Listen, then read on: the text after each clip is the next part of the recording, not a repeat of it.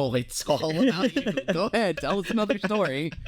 I used to. We're all listening. I used to have no money, and let me tell you about this guy. I'll tell you about this fucker right here. Yeah.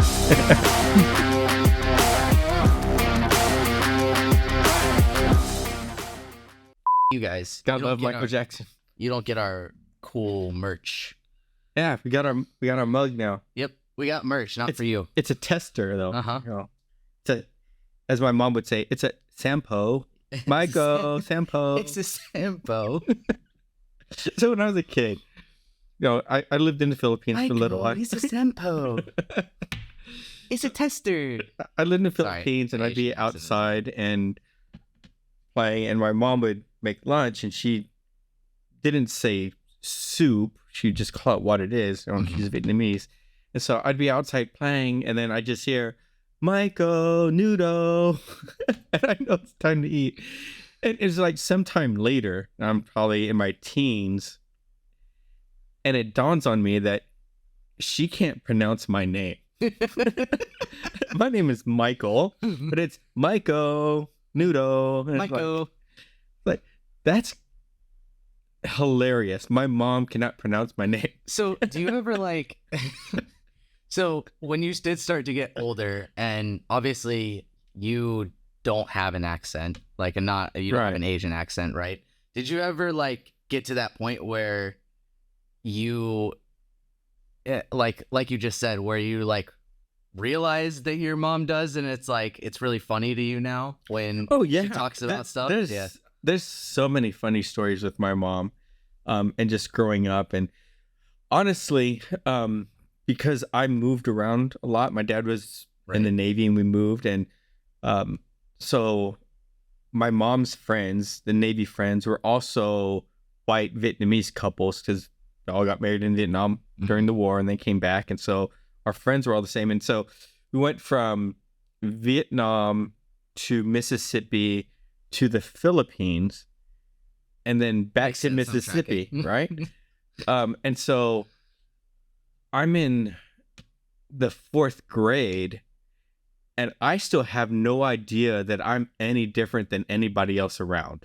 All right. Okay. All right. So I'm in Long Beach, Mississippi, moving to this neighborhood, and my first experience is I'm out there at the across the street, down this trail at this park, and this teenage kid that lived at the end of the road chases me down, knocks me to the ground, puts his knees on my shoulders, grabs me like this. He's going to beat the crap out of me if I don't speak this funny language. And I have no idea what he's talking about. Like, what are you talking about? He's like, speak that funny language. Speak that funny language, Asian man. So the only thing I could think of is, okay, so my mom does speak this other language that I don't understand. I don't know any of those languages, but my brother has a Vietnamese name. So all I said was his name, and then the guy's like, what does that mean?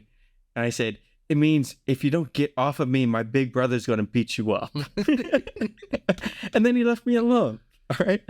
You heard it here first, everybody. Mike realizes he's yellow. Chapter 1. No. If I was smart, I would realize I was different at that juncture. But no. No, it didn't click then. Didn't click then. He's slapping you around. Speak the funny words, Asian man, and he's just not picking up on it. Huh? Well, he wasn't smart enough to know Asian, all right? I mean, okay. So it was just like, speak that funny language. Why is your hair black? And he was probably, I was in 3rd grade, and he was probably 6th grade, 7th grade. So ultimately, from interacting with him sometime later on after that, it wasn't that he's racist and hates Asian people. He just doesn't understand how to interact with something different. And so he did that I don't even like to use the word fear, but chose to be aggressive to get what he wants instead of curious. All right. So, but I have a high bar of requirements that need to be met before I make a racial accusation. It's a very extreme way to be curious. Yeah, but Why does he look like that?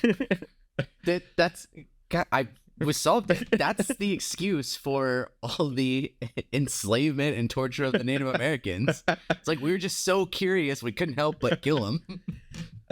That's my defense. That's what I'm rolling with from now on. I'm just so curious I killed it. I'm sorry. You do you, boo. Change the history books. So that's my little story time for growing up in Asian culture and Story time. A white Southern community. Honestly, because we move so often, I still kind of consider Mississippi as home, even though I haven't lived there since the 9th grade. But I have a lot of good memories. Great place.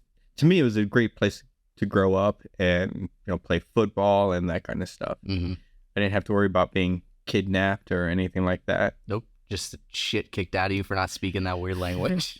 which is fine, They couldn't speak. Gotta have one drawback. They couldn't speak their language either, so I could do it right back to them. Right. Y'all on down by the river. Oh, goodness gracious. Racism. All right. Racism, it's funny.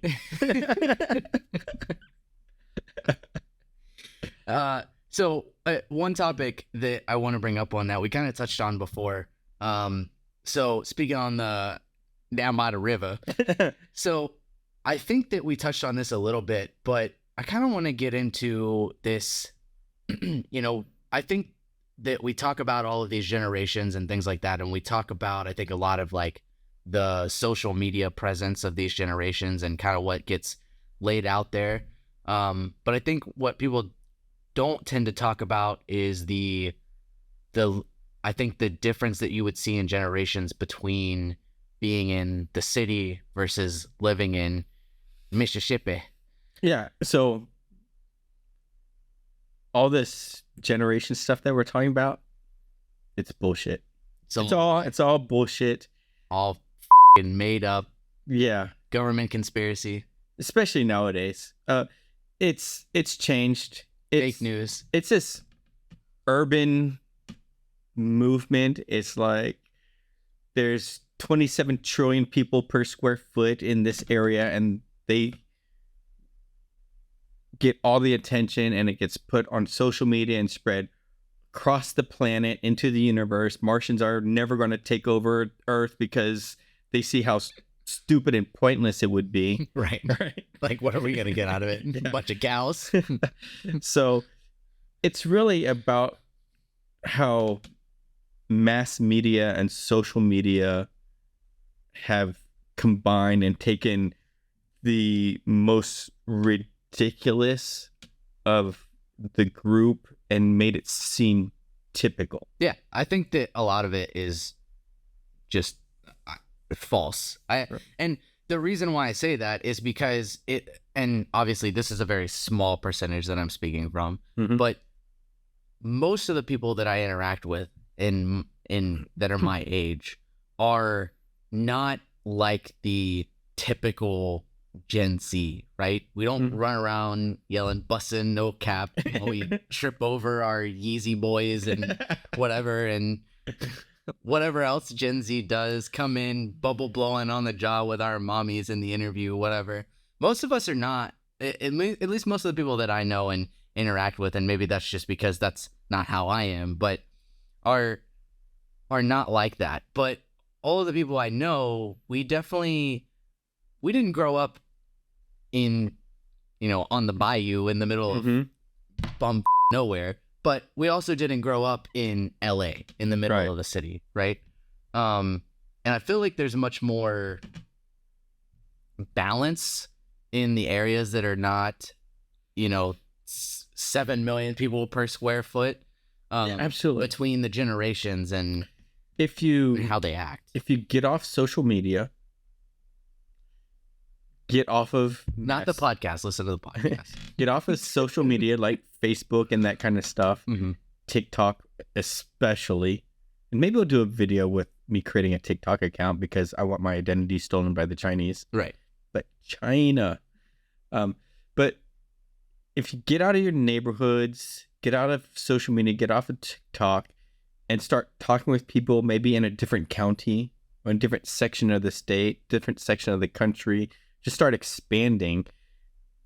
And I think you're going to find that there's a whole bunch of normal people in the world that you actually like and get along with. Yeah. You know, and they think that the stuff that you're seeing that you think is like normal isn't. Right. And you're all going to start saying, this is ridiculous. They're going to say, I think that's ridiculous too. And you could be, I agree. You know, you could be a Hindu and a Muslim, a Jew and a Christian. You all get together and you're all agreeing on like 90% of stuff. And then you have 10% of disagreement. But what mass media and social media want to do is focus on that 10%. Yeah, what blows up on TikTok, right, is the extremes. It is the, you know, girl beating this guy with whatever because he is toxic or, you know, whatever the case may be. It is those super extreme circumstances. It's never just like, oh, hey, how you doing? It's never just the calm conversation, right? It's always the extreme that gets blown up. And so I think people see the extreme and they're like, oh, well, yeah, that must be everywhere. That represents everybody. Mm-hmm. And I think that's where all those generational things get mixed up. Also, I'm tired of being blamed for millennial shit, but that's, I know I've been on that rant before, but you get blamed for millennial shit. Tired of it. That's fine. We get forgotten. It's like boomers and millennials, and we're just like, I'm going to change Gen X to the popcorn eating generation now because we're just watching the bullshit at this juncture. Yeah, but I just think I don't think there's as much separation between them when you start getting away from the social media and the big cities and all of that stuff. You know, the same family, whether it's your age or my age, that is, you know, doing the blue collar job is still doing the blue collar job. He's still working at his dad's company, you know, whatever, painting, doing the blue collar work. The concern is, and I personally believe there's something nefarious going on as well, but the concern is with the social media, mass media, is to get people to start mimicking what they see so they can create what is being portrayed and make it commonplace when it really isn't. So if like, and if you present your generation as weak followers, incapable, incompetent, that kind of stuff, it means you need to grow this other entity to take care of them. And suddenly you're treated like cattle and sheep and everything. You're being steered through the fields into this corral and you're being hand fed and that kind of stuff and not having to think or do for yourself. Yeah, and I think the other part of that is too, because I agree. I think that you're trying to shape these generations into whatever, to fit this bubble and to be that way, right? So you make this generation the enemy. You make this generation weak and, you know, nimble, and they don't know anything and don't know how to do anything. And then also the other part of that is that it always comes back down to separating people. Like, okay, well, if I can make this gen and this gen hate each other, because I see it, and maybe it's just because, you know, they listen to me in my computer while we're on the podcast, but I see news articles pop up all the time, and I'm like, oh, the millennial thinks this, or the boomer thinks this, or Gen Z thinks this about millennials, or whatever, right? And I read it, and I'm like, maybe that's true, or I read it, and I'm like, that's bullshit. I don't even know what they're talking about. I've never heard of that before. And so I think it's just creating that separation between them. But in reality, when you walk outside, you're like, it's not that different. Right. And it's crazy. But not to get too political, but it's like, if you keep the masses divided, then you can keep them conquered. I am so strong in my belief of freedom. It's like, I'm going to have my car. I'm not going to go on mass transportation and that kind of stuff. I want my car. I want gasoline so I can drive 12 hours straight. If I want to drive 12 hours straight, I can go where I want to go. I don't want to have some sort of tracker of the number of miles I'm driving, each day, each month, each year, that type of thing. Just let me be. I don't need a lot of government intervention to run my life. I view government as a necessary evil. Mm-hmm. So let's use it, but as little as possible, mm-hmm. And if we just had more freedoms and more independence from government, and I just don't think that's what they're interested in. Well, yeah, of course not. That's not where the money is. Nope.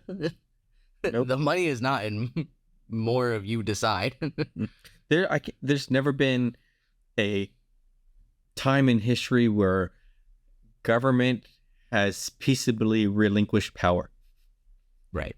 I mean, we've had peaceable elections and power turnovers, but not we're not going to do this. It's not a full turnover. It's just like, we'll just hand it to the next guy to blame.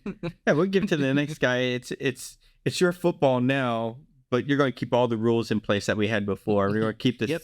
It's your football. It's your fault for everything that's happened for the past 8 years, and it's your fault for the future 8 years. But it's also the next person's fault for the future 8 years. So. Yep. Oh, and by the way, aliens are real. Something's going on over here. Uh-oh. Aliens. All right. Right. Something's going on over here. Indictment. Yeah, I don't understand. Everybody's freaking out about this whole aliens thing, and I'm like, guys, they've been there. That's what we've been calling the people south of the border for years. I don't understand. I don't understand. It's like we want to send $1 billion and a buttload of soldiers to defend the Ukrainian border, but we don't want to spend any money on our own. Nope. It's like we don't believe in borders. Well, you believe in that one. They're different. Are they? Mm-hmm. They're Ukrainian. So it's like, well, we can't have white people invading white people. Right. We are. I don't really care to get into the whole borders thing, but I will take that a different way. We are. America is very good at wanting to bring freedom to everybody else. America is very good at spending billions of dollars around the world to put favors and money in the pockets of an elite few. Mm-hmm. And that's got to stop. Yeah. We're very bad at doing that for our own. Yeah, we're very inconsistent, We're very hypocritical. Oh, yeah, we have one side. So obviously, depending on the party that's running it, right? You get the, like, now, I'm not going to go on to like which side is better and which side is not, but on the hypocritical part, you get the, guns are bad. And then we're like, but Ukraine, here's some missiles. Yeah. And then, or vice versa, right? Mm-hmm. Or whatever. And that's where we're very like flip-floppy. Mm-hmm. Like, guns are bad over here, but over there, Ukraine, so here's a bunch of bombs. Yeah. I just think we need to pull in, shrink our government, shrink our spending, get rid of our deficit, maybe live within our means, kind of like a family has to. It's like when you have a household and you're spending money and you make money and your spending starts to increase more than you make, you don't get to just go out there and say, I'm going to go next door and take money from them. You're like, we're going to have to cut our spending. Yeah, we're going to have to get a better job. Yeah, except unfortunately, it is kind of like that, where it's like, well, I'm just going to go borrow money from that guy and keep spending. Yeah, and so we have just set a record for credit card debt as a nation. Yep. It's sad. People don't understand how hard it's going to get for them. And it's going to be another wave of like the housing crisis of 2008, that kind of thing. The student loan debt crisis, the credit card debt crisis is coming after that. We don't teach, this is kind of getting back into trying to bring it back into like the urban stuff, right? Like when you're in an rural area. We're back to that word. Rural. Yeah. When you're back on the bayou, typically the families are still taught useful skills, right? They're typically taught how to do things that would sustain them if they didn't have the government and all of these systems in place. And we don't teach any of those things in school anymore. We don't teach the useful skills like typically you get in those country areas. I'm not going to try again. I'm just going to quit while I'm ahead. You don't get taught any of those things now, and you definitely don't get taught anything about money. That's for sure. Right. It's all incumbent upon your parents, who you hardly ever see from the time that you start school to end public school, to teach you about money. And fine, but except they didn't learn because their parents didn't teach them, and we were relying on public school to fill in the gaps that they don't teach. And we're so inefficient with our dollars with our public education system. Right. And we're spending all this time and brain energy on our social engineering that we're not teaching math that's functional. We're not teaching math that's math. I've seen so many images and pictures and TikToks and all these things about like the new ways that they teach kids math, and it's so ass backwards. It doesn't make any sense. It's like, hey, you hear it from the Gen Z guy himself. Yeah, it doesn't make any sense. Because me and like my group of friends and the people that are my age were kind of that last people that got out of the like K through 12 that started teaching math in like a different way. So I escaped that, but I would help people because math is one of my stronger subjects, and I would help people with their math, and I would like help my younger sister, who's just 2 years difference from me, with their math. And sometimes we would get to these problems and I'm like, what the is this? 1 + 1 cannot just equal 2, huh? Like very complicated ways of doing math and trying to explain math, and it just doesn't make any sense. Tell me a story of how 3 times 3 became 9. Right. Instead of just 3 times 3 equals. Right. Yeah. But tell me a story about the fish that became 9. We need to teach compound interest. We need to teach how if you have money in a savings account earning compound interest, that's good. If you have money in student loan debt that's charging compound interest, that's bad for you. Simple things like that. I know my parents used allowance for me. We didn't get a lot of an allowance, but they tried with what they had, because your yin and yang doesn't count over here. You know that, right? Our military family was not exactly well to do, but we would get. I remember 3rd grade, we'd get $2 on a Saturday, or in your case, $2. But and that was, we're on base, so going to the movie, the kids matinee was only 50 cents for us, so we had $1.50 to buy like chips and popcorn or whatever. Right? And then if we bought too much chips and popcorn and it was time to go to the movie, and you go, oh Mom, I only have 25 cents left, my dad's like, I guess you're not going to the movie. What did we learn today? Yeah, what did we learn today? Unfortunately, it seems my generation has remembered that the wrong way and said, oh, here's another 25 cents. You get to go to the movie anyway. And then we jacked up your generation. Yeah. Yeah, the money thing is definitely lost on us. Boo-hoo. But I was kind of a smart kid. So It's all about you. Go ahead, tell us another story. I used to. We're all listening. I used to have no money, and there's another kid across the street who same age, but he didn't really have the same concept of money. Mm-hmm. And so we'd have our money out there, and I'd have like a quarter, a dime, and nickels and that kind of stuff. And I would actually the nickel's higher than the quarter. I would trade him. I said, I'll give you 2 monies for 1 money, and I gave him like 2 pennies for a dime. Like these 2 are bigger and they're a different color. Mm-hmm. I'll give you these 2 for that small one. Oh, that's messed up. Yeah, but that's how they're teaching math now. It's like, I'll give you 2 monies for 1 money. They don't give denominations anymore on the money. That's great, because I know all the Asian people will continue to thrive. Oh, I have 3 monies.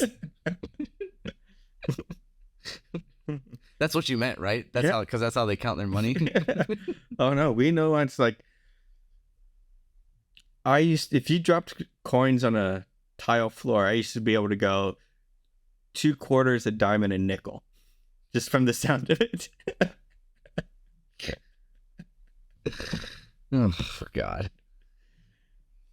You can't just drop things on the ground and start naming sounds and calling things out based on those sounds. You can, because you drop it enough, you actually can distinguish the sounds from the different coins. Guys, in your damn... throw the fork down the stairs and... All right, that's what we're calling him.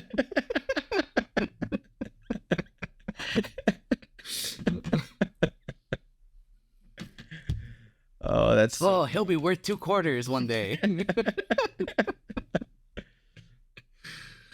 Oh, goodness gracious.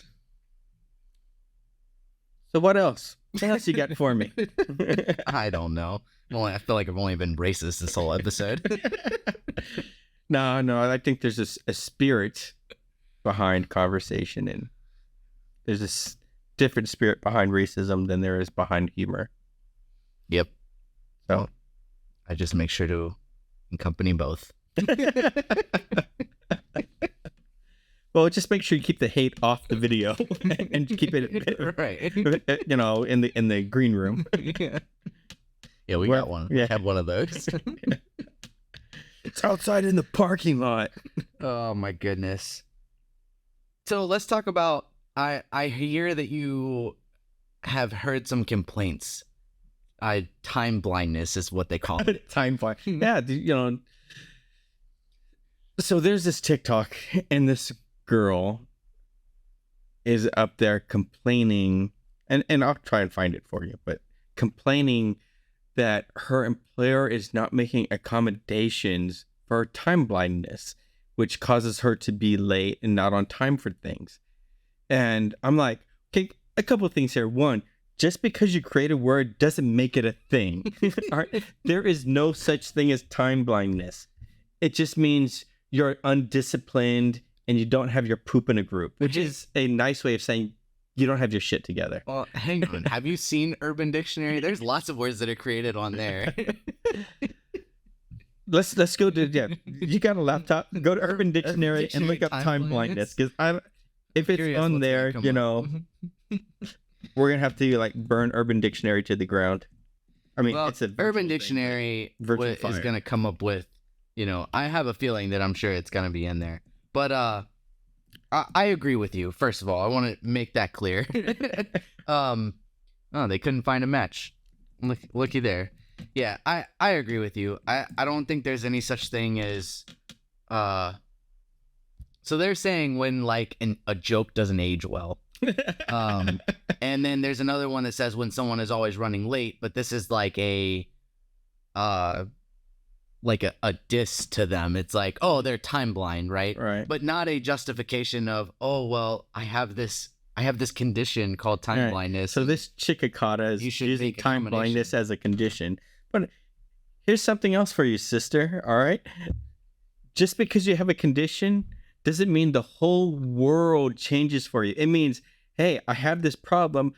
I've got to come up with some strategies to work around it. Yeah, no one does that with anything else that would be somewhat related to that.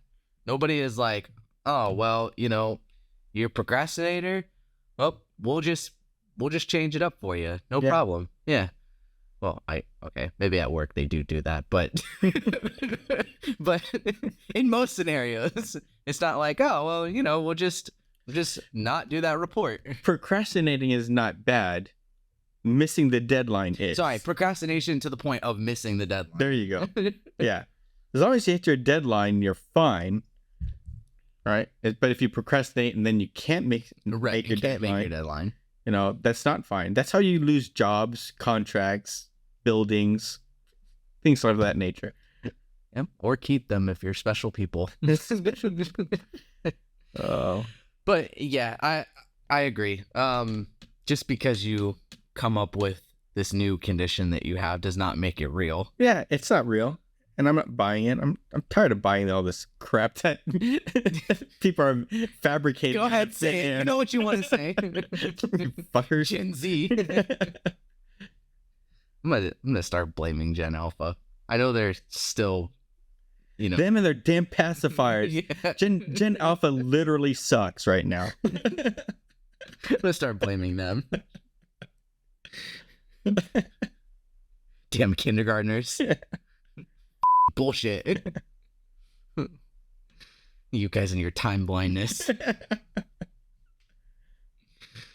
Oh, goodness. Well. But again, I think that's that whole urban people creating these things, then it just goes viral and then other people want to be. Yeah, people just want to be just as stupid as the other people. Right. Well, and you probably, if you read most of those comments, most of those people are saying that you're stupid. I don't know what you're talking about. And I've never actually, I haven't been everywhere, but I haven't actually physically seen somebody try to pull that. I mean, I've seen the joke and all of that stuff on social media and like, oh, you got to make the accommodations for me and all that stuff. But I've never actually seen people try and do it. I think your generation needs to lay off this satire of things like time blindedness and that kind of stuff because it's just too believable. Is that what it is? We're just too good of actors? No, it's just like because of these other things. Oh, the other things? It's just we can see how this could be the case too. Yeah. You know? Yep. So Gen Z, chill out. Maybe don't make so much of the jokes. People are starting to believe it. Yeah, it's getting a little real here. When you eat Tide Pods and start going into stores and randomly licking ice cream containers and then putting them back, people start to believe when you make shit up like time blindness. Yes. And it's not pretty. No, it's not. Well, but try that at a job interview. I'm sorry I'm 28 minutes late, but I have time blindness and you're going to accommodate for that, right? Well, typically when I'm doing a job interview, I want to get the job that I'm interviewing for. Maybe I'll go and do like a fake interview. That would be fun. Maybe go and like do a fake interview somewhere, but act completely like Gen Z and still see if I can get the job. That would be typical Gen Z. That would be a wonderful experiment to get the hidden cameras in there. You get the permission from like the CEO type, right, and not clue in the hiring manager and that type of thing, and just film it. Yeah, that'd be dope. Yeah, yeah, no cap. Yeah, I think that would be fun to just go in and just pretend like, you know, I'm the what everybody thinks Gen Z is, and it's like just walk in there and like, so I like where your handicap parking spots are at. So I'm time blind. Do you have any accommodations for people like me? Do you watch Impractical Jokers? I have. I haven't watched it recently. But I haven't watched it recently either, but I have. I used to watch that show a lot. It's the funniest thing. I've only met one girl that likes that show. Really? Yeah. I think the show is really funny and really creative and good, and I really appreciate how they like to push the social boundaries and stuff. I am curious because I know that I've seen stuff like posts where they do get recognized and they got to cut that footage because they do get recognized. But I am curious if they ever like have to cut people like really getting upset over whatever that they do. And I wonder how often it actually happens where people get extremely upset. Yeah, I'm curious about that too. Because I see some of these videos where like a person is dressed up like a statue and being really still and then scaring people.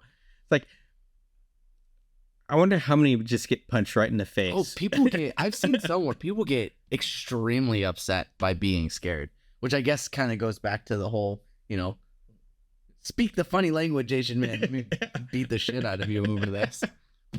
People just don't know how to handle the fear, so they get really upset. Yeah, people don't like to be trifled with. I don't like to be trifled with. Yeah. In high school, there's a psychology. Another Mike story. Psychology student. Yeah, it's all about me. Get used to it. I'm old enough to have stories. This old Jen's forgotten, and when you open those floodgates, I just want to tell you all these stories. But the psychology students they left like a penny and a quarter and $1 in the hallway, and they're just monitoring how many people would walk by and who would stop for the penny, the dime, the quarter, $1, that type of thing. Just doing a social experiment. Well, so I bent over to pick up the $1. Because you heard it drop and you were like, oh, that's $1. Yeah, it was the sound in the air as it floated to the ground. Like, oh, that's definitely $1. So I saw the $1 and I bent over to pick it up, and they're like, hey, no. We're just doing an experiment to see how many people will pick up that $1. And I was like, and here's the result of your experiment. I'm keeping the $1, and I just kept on going. I mean, hey, they did it to themselves. They did. At least they didn't want to fight about it, Oh, but what are they going to do? That's my $1. Prove it. Yeah. Read me the serial number. But, I'm Asian, so obviously I know martial arts, and they're probably just afraid. Right, exactly. Yep. They're afraid you were going to come back and Karate Kid kick their ass.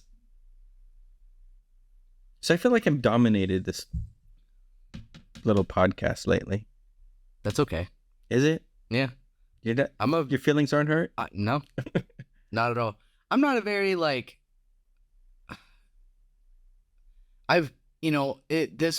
was always one of those things where I was raised listen first, right?